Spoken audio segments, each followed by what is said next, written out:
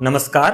अष्टावक्र गीता की सीरीज में आज हम बात करेंगे अध्याय 3 के श्लोक 7 के बारे में। श्लोक कुछ इस तरह से है।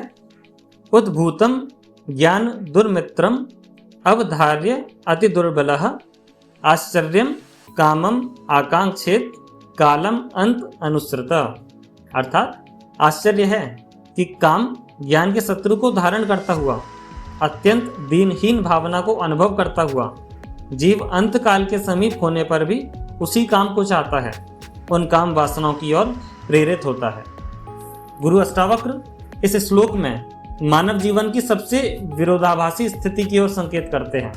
वे कहते हैं, अगर कोई यह जान जाए कि ज्ञान का दुर्व्यवहार सबसे बड़ा शत्रु है, यह शरीर अस्थाई और दुर्बल है और समय सीमित है, तो वह क्यों फिर भी काम वासनाओं में, कामनाओं में उलझा हुआ ही रहता है। यह एक चेतावनी और आत्मचिंतन का श्लोक है। इसके कुछ प्रमुख शब्द और उनकी व्याख्याएं देखते हैं। उद्भूतम ज्ञान दुर्मित्रम, ऐसा ज्ञान जो द्वंद्व, अहंकार या तर्क के कारण उल्टा शत्रु ही बन जाए। अवधार्य, जानने के बाद और समझने के बाद भी। अति दुर्बलः, यह शरीर बहुत ही दुर्बल है, नाशवान है। कालम अंतम अनुसृतः, जीवन काल सीमित है, मृत्यु निश्चित है। कामम आकांक्षेत, फिर भी यदि व्यक्ति वासना चाहता है। आश्चर्य, यह अति आश्चर्य की बात है। इसका तात्पर्य है कि ज्ञान होने के बाद भी यदि वासना है तो वह ज्ञान पूर्ण नहीं है, केवल सतही मात्र ही है। आइए कुछ उदाहरणों से इनको समझते हैं। कोई स्टॉक मार्केट इन्वेस्टर है जो बहुत ज्यादा निवेश करता है।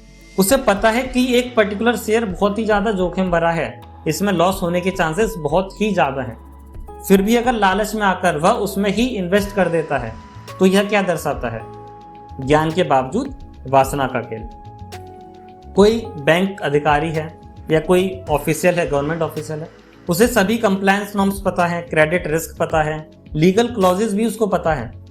फिर भी अगर वो रिश्वत लेता है या किसी गलत प्रस्तावों की ओर झुकने लगता है, तो वह आत्मधोखा ही है।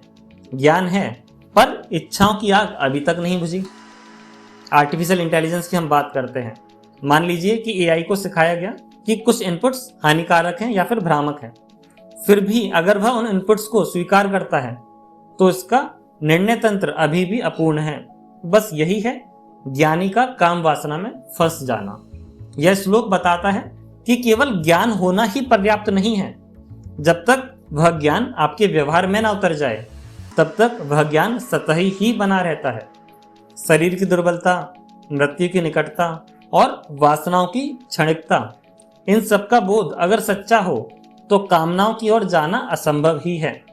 इसीलिए अष्टावक्र कहते हैं, जो इन सब कुछ जानकर भी अभी भी इच्छाओं में फंसा हुआ है, वह वास्तव में आश्चर्य का पात्र है, वह ज्ञानी नहीं है। इसी तरह के और गूढ़ रहस्यों को आगे के श्लोकों में जानेंगे। नमस्कार।